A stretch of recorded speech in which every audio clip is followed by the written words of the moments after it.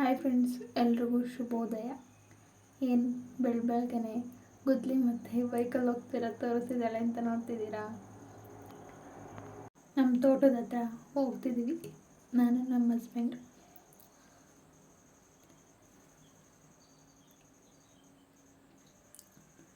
ಯಾಕೆಂದರೆ ನಿನ್ನೆ ತೆಂಗಿನ ಸಸಿಗೆಲ್ಲ ನೀರು ಇಟ್ಕೊಂಡಿದ್ವಲ್ಲ, ಇವಾಗೆಲ್ಲ ಚೆನ್ನಾಗಿ ನೆನ್ಕೊಂಡಿದ್ರೆ ಈ ಥರ ಗುಣಿ ಮಾಡೋಕ್ಕೆ ಸರಿಯಾಗುತ್ತೆ. ಗುಣಿ ಮಾಡೋಕ್ಕೋಸ್ಕರನೇ ನೆನ್ನೆ ನೀರು ಇಟ್ಟು ಬಂದಿದ್ದು. ಇವಾಗ ಬೇಸಿಗೆಗಾಲ ಅಲ್ವಾ, ನೀರು ಬೇಕೇ ಬೇಕು. ನೀರಿಲ್ಲ ಅಂದರೆ ಒಣಗೋಗ್ಬಿಡ್ತವೆ. ಇದೇ ರೀತಿಯಾಗಿ ನಮ್ಮ ಸೊಸೆಗಳಲ್ಲಿ ಸ್ವಲ್ಪ ಸೊಸೆ ಒಣಗೋಗ್ಬಿಟ್ಟೈತೆ. ಅದಕ್ಕಾಗಿ ಸ್ವಲ್ಪ ಗುಣಿ ಮಾಡೋಣ ಅಂತ. ಮಳೆ ಬಂದಷ್ಟೇ ಉಕ್ಕಿ ಹೊಡೆಯೋಕ್ಕೆಲ್ಲ ಸರಿಯಾಗುತ್ತಲ್ವ. ಅಲ್ಲಿವರೆಗೂ ಸ್ವಲ್ಪ ನೀರೆಲ್ಲ ಬೇಕಲ್ಲ ಸಸಿಗೆ, ಅದಕ್ಕೆ ನೀರು ಇರೋಕ್ಕೆ ಪಾತಿ ಮಾಡ್ತಿದ್ದೀವಿ. ಪಾತಿ ಅಂತಾರೆ ಅಥವಾ ಗುಣಿ ಅಂತ ಅಂತಾರೆ.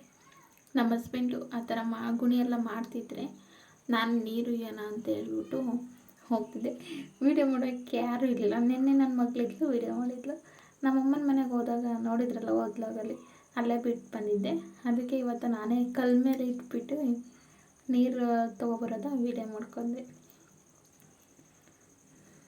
ನಮ್ಮ ಹಸ್ಬೆಂಡ್ ಒಂದು ಗುಣಿ ಮಾಡಿದರೆ ನಾನು ಬೇಗ ನೀರು ಹಾಕಿದ್ರೆ ಬೇಗ ಆಗುತ್ತೆ ಅನ್ನೋ ರೀಸನ್ನಿಂದ ಬೇಗ ಕೆಲಸ ಮುಗಿಸೋಣ. ಫಂಕ್ಷನ್ ಬೇರೆ ಇತ್ತು ಇವತ್ತು, ಅದಕ್ಕೋಸ್ಕರ ಬೇಗ ನೀರು ಹಾಕ್ಬಿಡೋಣ ಅಂತೇಳಿ ಹಾಕ್ತಿದ್ವಿ. ನಮ್ಮದೇನು ಜಾಸ್ತಿ ಸೊಸೆ ಇರಲಿಲ್ಲ, ಸ್ವಲ್ಪನೇ ಸೊಸೆ ಇತ್ತು. ಹಾಗಾಗಿ ಬೇಗ ನೀರು ಹಾಕ್ಬಿಡೋಣ ಅಂತೇಳಿ ಹಾಕ್ತಿದ್ವಿ. ಇನ್ನೂ ದೊಡ್ಡ ಸೊಸೆ ಇದ್ದಾವೆ, ದೊಡ್ಡ ಸೊಸೆಗೆ ಏನು ನೀರು ಹಾಕ್ತಿಲ್ಲ, ಅಂದರೆ ಸ್ವಲ್ಪ ನೀರು ಹಾಕ್ಕೊಂಡು ಈಗ ಹಾಕಿರೋ ಸೊಸೆಗೆ ನೀರು ಹಾಕ್ತಿದ್ದೀವಿ ಜಾಸ್ತಿ. ಹಳ್ಳದಲ್ಲಿ ಬೇರೆ ಕಮ್ಮಿ ನೀರಿದೆಯಾ, ಅದಕ್ಕೋಸ್ಕರ ಸ್ವಲ್ಪನೇ ಡೈಲಿ ಹಾಕಬೇಕಲ್ಲ, ಅದಕ್ಕೋಸ್ಕರ ಹಾಕ್ತಿದ್ವಿ. ನಮ್ಮ ಹಸ್ಬೆಂಡ್ ಬೇರೆ ಟೈಮ್ ಆಗಿಬಿಟ್ಟಿತ್ತು, ಫಂಕ್ಷನ್ಗೆ ಹೋಗ್ಬಿಟ್ಟಿತ್ತು ಅಲ್ವಾ, ಅದಕ್ಕೋಸ್ಕರ ಅದಕ್ಕೆ ನೀರು ಹಾಕ್ಬಿಟ್ಟು ಈ ಸೊಸೆಗೆ ಇನ್ನೂ ಸ್ವಲ್ಪ ನೀರು ತಂದು ಹಾಕಿದೆ. ಅದೇ ಲಾಸ್ಟ್ ವೀಡಿಯೋ ಮಾಡ್ಕೊಂಡಿದ್ದು. ಬೇಗ ಹೋಗೋಣ ಅಂತ ಹೇಳ್ಬಿಟ್ಟು ನಮ್ಮ ಹಸ್ಬೆಂಡು ತೊಗೊಂಡು ಮನೆ ಹತ್ರ ಬರೋಣ ಅಂತ ಬಂದ್ವಿ. ಆಮೇಲೆ ನಾನು ಪಾತ್ರೆ ತೊಳೆಯೋದೆಲ್ಲ ಇತ್ತು, ಪಾತ್ರೆ ಎಲ್ಲ ತೊಳ್ಕೊಂಬಿಟ್ಟೆ ಬೇಗ. ಮತ್ತು ಆಗಲ್ಲ, ಬಿಸಿಲು ಜಾಸ್ತಿ ಇರುತ್ತಲ್ವ ಅಂತ ಹೇಳ್ಬಿಟ್ಟು ಪಾತ್ರೆ ಎಲ್ಲ ತೊಳ್ಬಿಟ್ಟು ಬಟ್ಟೆ ಎಲ್ಲ ತೊಳೆದಾಕ್ತೀನಿ. ಅಷ್ಟೊತ್ತಿಗೆ ನಮ್ಮ ಹಸ್ಬೆಂಡ್ ಹೊರಟರು. ನೀನು ಹೊರಟಿರಪ್ಪ, ಆಮೇಲೆ ನಾನು ಬರ್ತೀನಿ ಅಂತ ಹೇಳ್ಬಿಟ್ಟು. ಅರಸೀಕೆರೆಯಲ್ಲೇ ಇದ್ದಿದ್ದು ಫಂಕ್ಷನ್, ಅದಕ್ಕೋಸ್ಕರ ಅವರು ಹೊರಟರು ಬೇಗನೆ. ಅವರು ಹೋದಾದ್ಮೇಲೆ ಬಟ್ಟೆ ಎಲ್ಲ ಒಣಾಕಿದ್ದೀನಲ್ಲ, ಅವ್ರು ಹೋದಾದ್ಮೇಲೆ ಮತ್ತೆ ನೀರು ಬರ್ತಾನೆ ಇತ್ತು. ಅದಕ್ಕೋಸ್ಕರ ಸೊಸೆಗೆಲ್ಲ ನೀರು ಹಾಕ್ಬಿಟ್ಟೆ. ಬೇಗ ನೀರಿರಲಿ, ಸೊಸೆ ಮನೆ ಹತ್ರ ಇರೋ ಸೊಸೆ ಚೆನ್ನಾಗಿ ಬಿಡುತ್ತೆ ಕಾಯಿ, ಅದಕ್ಕೆ ಆಗುತ್ತೆ. ಹೂವಿನ ಗಿಡಗಳಿಗೆಲ್ಲ ನೀರು ಹಾಕ್ಬೇಕಲ್ಲ, ಅದಕ್ಕೆ. ಇದೆಲ್ಲ ಇವಾಗ ಕ್ಲೀನ್ ಮಾಡ್ಕೊಂಡಿರೋದು ನಾನು. ತುಂಬ ಬೇಲಿ ಇತ್ತು, ಎಲ್ಲ ಇತ್ತು. ಇವಾಗ ಹಂಗಿಲ್ಲ. ಇದು ನಮ್ಮ ಗಿಡದಲ್ಲೇ ಬಿಟ್ಟಿರೋದು ಹೂವು, ಫಸ್ಟ್ನೇ ಹೂವು. 2 ಹೂವು ಬಿಟ್ಟಿದೆ. ನೋಡಿದ್ರೆ ಒಂಥರ ಖುಷಿ. ಅದು ಯಾವತ್ತೂ ನಾವು ದೇವ್ರಿಗೆ ಮುಡಿಸ್ತೀವಿ ಅನ್ನೋ ಖುಷಿಯಾಗಿದೆ. ಅದಾದಮೇಲೆ ಒಳಗಡೆ ಬಂದು ಒಂದು ಕಡೆ ರೈಸ್ಗಿಟ್ಟೆ. ನಮ್ಮ ಹಸ್ಬೆಂಡ್ಗೆ ಕುಕ್ಕರಲ್ಲಿ ಮಾಡಿದರೆ ರೈಸೇ ಇಡಿಸೋಲ್ಲ, ಅದೇನಪ್ಪ ಗೊತ್ತಿಲ್ಲ. ಅವ್ರಿಗೆ ಈ ಥರ ಬಸ್ತ್ ಮಾಡಿದ್ರೇ ರೈಸ್ ಇಷ್ಟ ಆಗೋದು, ಇಲ್ಲಾಂದರೆ ಊಟನೇ ಮಾಡಲ್ಲ. ತುಂಬ ಇದು ಮಾಡ್ತಾರೆ. ಒಂದು ಕಡೆ ನೀರು ಕಾಯಕ್ಕಿಟ್ಟಿದ್ದೆ, ಅದಕ್ಕೆ ಒಂದು ಸ್ವಲ್ಪ ಎಣ್ಣೆ ಹಾಕೊಂಡಿದ್ದೆ. ಆಮೇಲೆ ಕಾಯಿ ಬೆಲ್ಲ ಹಾಕಿದ್ವಿ. ಕಾಯಿ ಹಾಲು ಬೇಕಿತ್ತು, ಅಂದರೆ ಕಾಯಿ ರಸ ಮಾಡ್ಕೊಂಡ್ವಿ. ಆಮೇಲೆ ಇದು ಸಾಂಬಾರಿಗೆ ಶುಂಠಿ, ಬೆಳ್ಳುಳ್ಳಿ, ಈರುಳ್ಳಿ, ಟೊಮೊಟೊ, ಕಾಯಿ ಎಲ್ಲ ರುಬ್ಕೋಬೇಕಿತ್ತು, ಸ್ವಲ್ಪ ಸಾಂಬಾರಿಗೆ ಹಾಕೋಕ್ಕೆ. ಆಮೇಲೆ ಸಾಂಬಾರಿಗೆ ಒಗ್ಗರಣೆ ಹಾಕೋಣ ಅಂತ ಇಟ್ಟೆ. ಸ್ವಲ್ಪ ಎಣ್ಣೆ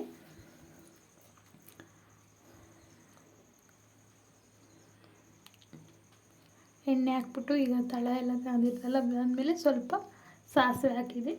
ಜೀರಿಗೆ ಏನು ಹಾಕಿರಲಿಲ್ಲ, ಸ್ವಲ್ಪ ಸಾಸಿವೆ ಮತ್ತು ಕರಿಬೇವಿನ ಸೊಪ್ಪು ನಮ್ಮ ಮನೆ ಹತ್ರ ಸಿಗೋದೇ ಇಲ್ಲ, ಅದಕ್ಕೆ ಕರಿಬೇವಿನ ಸೊಸೆ ಹಾಕ್ತಿದ್ದೀನಿ. ನೋಡಬೇಕು. ಅದಾದಮೇಲೆ ಈರುಳ್ಳಿ ಹಾಕಿದೆ, ಸ್ವಲ್ಪ ಫ್ರೈ ಆಗಬೇಕು. ಅದು ಸ್ವಲ್ಪ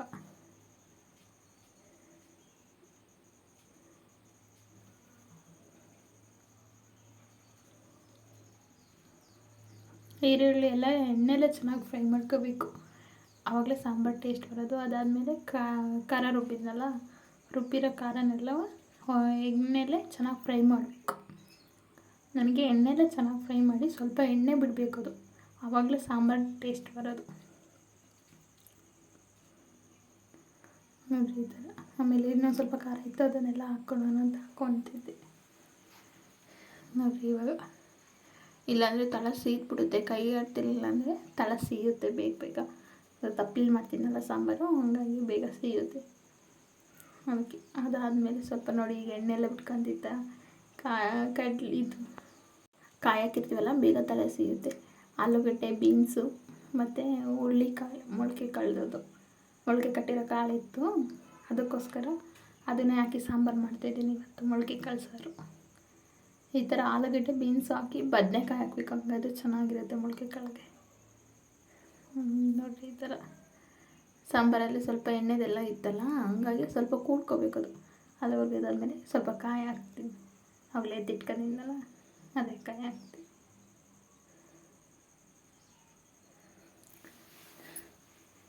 ಓಕೆ, ಇದೆಲ್ಲ ಆದಮೇಲೆ ನೋಡ್ಕೊಬೇಕು ಎಷ್ಟು ಅಳತೆ ಬೇಕು ನಮಗೆ ಅಂತ. ಗಟ್ಟಿಗೆ ಬೇಕು ಅಂದರೆ ಗಟ್ಟಿಗೆ ಮಾಡ್ಕೊಬೋದು, ತೆಳ್ಳಬೇಕಂದ್ರೆ ತೆಳ್ಳಗೆ. ನಾನು ಮೀಡಿಯಮಾಗಿ ಸಾಂಬಾರು ಮಾಡ್ತೀನಿ.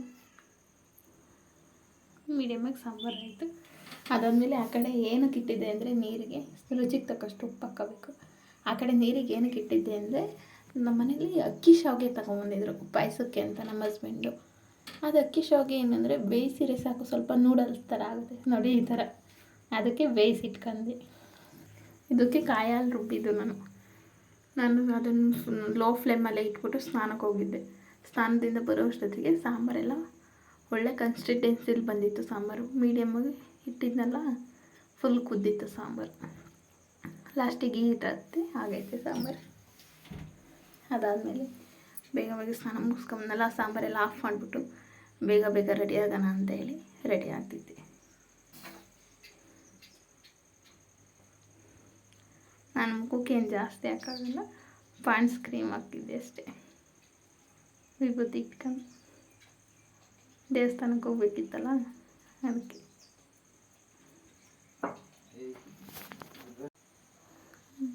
ಇಷ್ಟೇ ನಾನು ರೆಡಿ ಆಗೋದು,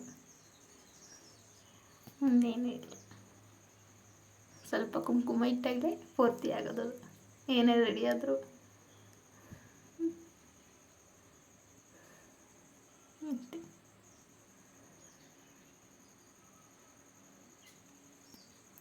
ಅದಾದಮೇಲೆ ಅನ್ನ ಸಾಂಬಾರು ಒಂದು ತಟ್ಟೆಗೆ ಹಾಕ್ಕೊಂಡು ಇದೇ ರೀತಿಯಾಗಿರುತ್ತೆ ನೋಡಿ ಸಾಂಬಾರು.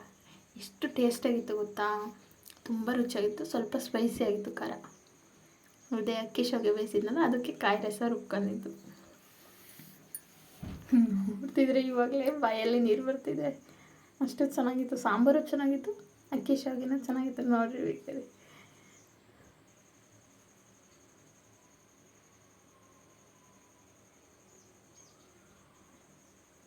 ಎಷ್ಟು ರುಚಿಯಾಗಿತ್ತು. ನಾನು ಅಕ್ಕಿ ಶಾವಿಗೆ ಮನೇಲಿ ಮಾಡಿದಾಗ ಇಷ್ಟೊಂದು ಚಿಕ್ಕದಾಗಿ ಬರೋಲ್ಲ, ಅಂದರೆ ಇದು ತುಂಬ ನೂಡಲ್ಸ್ಗಿಂತ ತುಂಬ ಚಿಕ್ಕದಾಗಿ ಬಂದಿತ್ತು.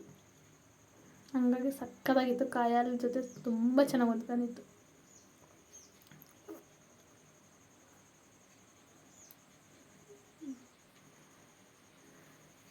ಸಾಂಬಾರು ಅಂತೂ ಕೇಳಲೇಬಿಡ್ರಿ, ಸಾಂಬಾರು ಟೇಸ್ಟ್ ಸೂಪರಾಗಿತ್ತು ಮಾತ್ರ.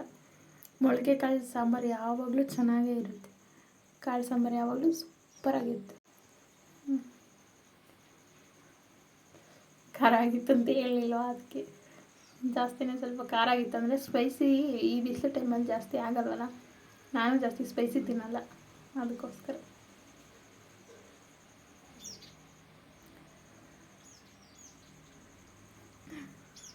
ಈ ಥರ ಊಟ ಎಲ್ಲ ಮುಗಿಸ್ಕೊಂಡು ನಮ್ಮ ಹಸ್ಬೆಂಡ್ ಅವ್ರ ರಿಲೇಷನ್ ಕಳಿಸಿದ್ರು ಕರ್ಕೊಬರೋಕೆ ನನ್ನನ್ನೇ.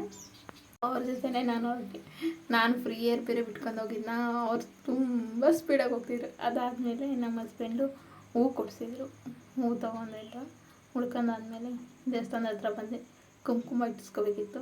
ಹೂವು ಮುಟ್ಕೊಂಡು ಕುಂಕುಮ ಎಲ್ಲ ಇಟ್ಟಿಸ್ಕೊಂಡು ಬೈಕಲ್ಲಿ ಬಂದಿದ್ದಕ್ಕೆ ನನ್ನ ತಲೆ ಎಲ್ಲ ಫುಲ್ಲು ಹಾಳಾಗ್ಬಿಟ್ಟಿತ್ತು. ಎಷ್ಟು ನೀಟಾಗಿ ರೆಡಿಯಾಗಿ ಬಂದಿದ್ದೆ, ಅಲ್ಲಿ ನೋಡಿದರೆ ದೇವಸ್ಥಾನದ ಹತ್ರ ಹೋಗೋಷ್ಟೊತ್ತಿಗೆ ಇದಾಯ್ತು. ಆಮೇಲೆ ಕಾಲನ್ನೆಲ್ಲ ತೊಳ್ಕೊಂಡು ದೇವಸ್ಥಾನದ ಹತ್ರ ನಮ್ಮ ಹಸ್ಬೆಂಡೇ ಫಸ್ಟ್ ಅಣ್ಕಾಯಿ ಎಲ್ಲ ಮಾಡಿಸಿದ್ರು, ನಂದೇನು ಅಣ್ಕಾಯಿ ಏನೂ ಇರಲಿಲ್ಲ. ಅದಕ್ಕೆ ದೇವಸ್ಥಾನದ ಹತ್ರ ಹೋಗಿ ಕೈ ಮುಗಿದು ಬರೋಣ ಅಂತೇಳಿ ಹೋಗಿದ್ದೆ. ಇದೇ ತಿರುಪತಿ ದೇವಸ್ಥಾನ, ಅರಸೀಕೆರೆದು ಮಾಲೇಕಲ್ ತಿರುಪತಿ ಅಂತ. ನಮ್ಮ ಅರಸೀಕೆರೆ ಸುತ್ತಮುತ್ತ ಇರೋರು ಆಲ್ಮೋಸ್ಟ್ ಗೊತ್ತಿರುತ್ತೆ ಈ ದೇವಸ್ಥಾನ. ಹಾಸನ ಸೈಡ್ ಇರೋರ್ಗೆ ಎಲ್ಲರಿಗೂ ಗೊತ್ತಿರುತ್ತೆ. ಇದೇ ದೇವರು ಇವತ್ತೆಷ್ಟು ದರ್ಶನ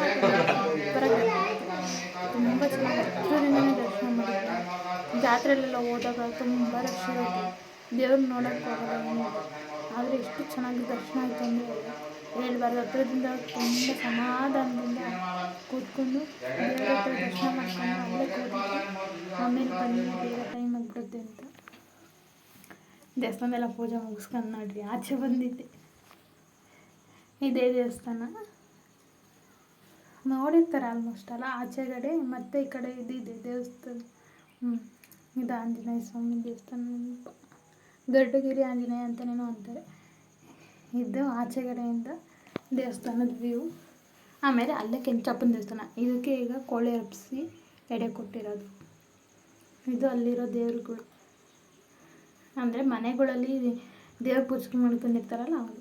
ಈ ಪಾಪುದ ಇವಾಗ ಮುಡಿ ಕೊಟ್ಟಿದ್ದು ಎಷ್ಟು ಚೆನ್ನಾಗಿ ಹೊಂದ್ಕಂತು ಅಂದರೆ ತುಂಬ ಚೆನ್ನಾಗಿ ಹೊಂದ್ಕಂತು. ಅವರಮ್ಮನೂ ಅಷ್ಟೇ ಫ್ರೆಂಡ್ಲಿಯಾಗಿ ಮಾತಾಡ್ಸಿರು, ಅಷ್ಟೇ ಚೆನ್ನಾಗಿ ಟ್ರೀಟ್ ಮಾಡಿರು. ಹೋದ ತಕ್ಷಣ ನಾವೇ ಫಸ್ಟ್ ಊಟಕ್ಕೆ ಕೂತಿದ್ದು, ಹೋಗಿದ್ದು ಲೇಟು ಆದರೆ ಊಟದಲ್ಲಿ ಮಾತ್ರ ಫಸ್ಟೇ ಕೂತಿದ್ದು. ಆಮೇಲೆ ಊಟ ಎಲ್ಲ ಮುಗಿಸ್ಕೊಂಡು ಅವ್ರನ್ನೂ ಎಲ್ಲ ಕಳಿಸ್ಬಿಟ್ಟು ನಾವು ಆಮೇಲೆ ಹೋಗೋಣ ಅಂತೇಳಿ ಜೊತೆಗೆ ಬಂದ್ವಿ. ಅವ್ರು ನಮ್ಮಿಂದ ಬರ್ತಿದ್ರು, ಇಲ್ಲಿಂದ ಅವ್ರನ್ನ ಕಳಿಸ್ಬಿಟ್ವಿ, ಅವ್ರದ್ದು ಬೇರೆ ರೂಟಲ್ಲಿ ಹೋಗ್ಬೇಕಿತ್ತು. ಆಮೇಲೆ ನಾವು ಮನೆ ಕಡೆ ಹೋಗೋಣ ಅಂತ ಹೇಳ್ಬಿಟ್ಟು ಬಂದ್ವಿ. ನನ್ನ ಫುಲ್ ವಿಡಿಯೋ ನೋಡಿದ ಎಲ್ಲರಿಗೂ ಧನ್ಯವಾದಗಳು. ಪ್ಲೀಸ್ ಫಾಲೋ ಮಾಡಿ, ಲೈಕ್ ಮಾಡಿ, ಶೇರ್